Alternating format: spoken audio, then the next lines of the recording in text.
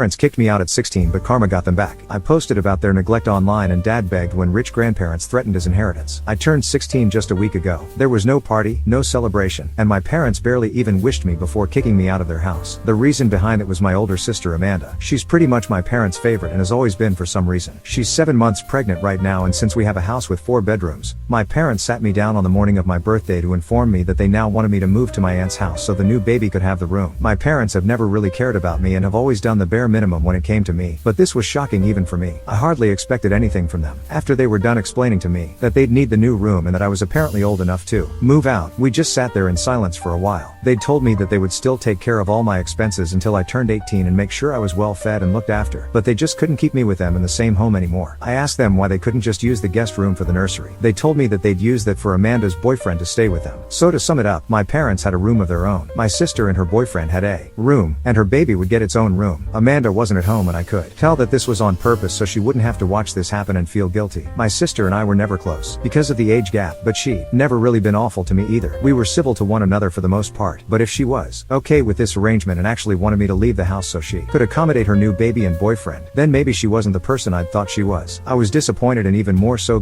because it was my birthday, but I didn't say a word to them and just agreed to leave. By now I've realized that my parents are a lost cause. There's nothing I can say to them to make them love me, and I've accepted that by now. So after